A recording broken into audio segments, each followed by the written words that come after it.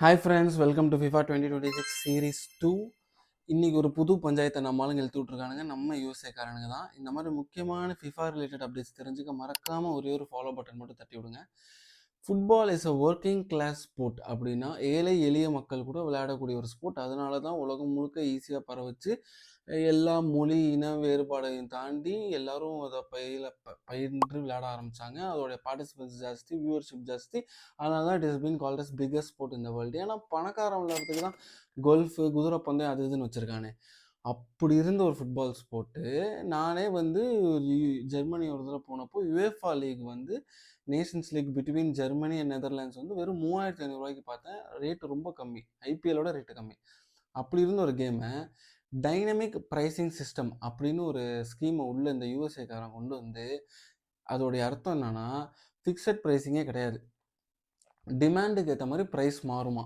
அதாவது இப்போ நீங்கள் ஃபிக்ஸட் ப்ரைஸிங் இருந்தால் தானே நான் இப்போ யூஎஸ்ஏ போகிறேன், எனக்கு டிக்கெட் இவ்வளோ, தங்குறது இவ்வளோ அப்படின்னு நீங்கள் முடிவு பண்ணிட்டு வருவீங்க. டிமாண்டு திடீர்னு ஏறிடுச்சுன்னா அவன் டைனமிக்காக ஏற்றிடுவான். இதனால மக்கள் நிறைய பேர் பிளான் பண்ண முடியல. நிறைய சீட்ஸ் எம்டியாகவே இருக்குது ஸ்டேடியமில். யோ, பிக்கஸ்ட் ஈவெண்ட் இந்த வேர்ல்டுயா, இதுனா சீட் எம்டியாக வச்சுட்டு இருக்கீங்கன்ற பேர் வருது. 3 கண்ட்ரி சேர்ந்து இதை நடத்துகிறாங்க: யூஎஸ்ஏ, கனடா, மெக்சிகோ.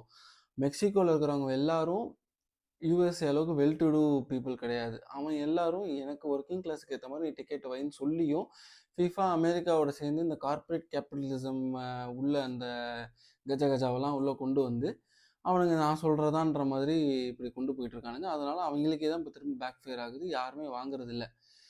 அதனால் என்ன ஆகுது, டிக்கெட் ரேட் வந்து 6000லேருந்து 1,00,000 வரைக்கும் போகுது. 6000க்குலாம் நீங்கள் ஸ்டேடியமில் மூலையில் எங்கேயும் உங்களை தூக்கி போட்டுருவான். அதெல்லாம் பார்க்க முடியாது. 1,00,000 கொடுத்து முன்னாடி பார்க்குற அளவுக்கு எல்லாரும் வசதியோடு இருக்கானுங்க. இதை வந்து யூஎஸ்ஏ வந்து ஒரு கம்ப்ளீட் ஒரு ஒயிட் மேன் கேம் மாதிரி மாற்றிட்டு இருக்கானுங்க எனக்கு தெரிஞ்சு. இதை பேசாமல் யூஎஸ்ஏல நடத்தாமே இருந்திருக்கலாம், வெறும் மெக்சிகோ கனடாலே நடத்திருக்கலாம் நான் நினைக்கிறேன். நீங்கள் என்ன நினைக்கிறீங்கன்னு மறக்காமல் கமெண்ட்ஸில் சொல்லுங்கள். தேங்க்யூ.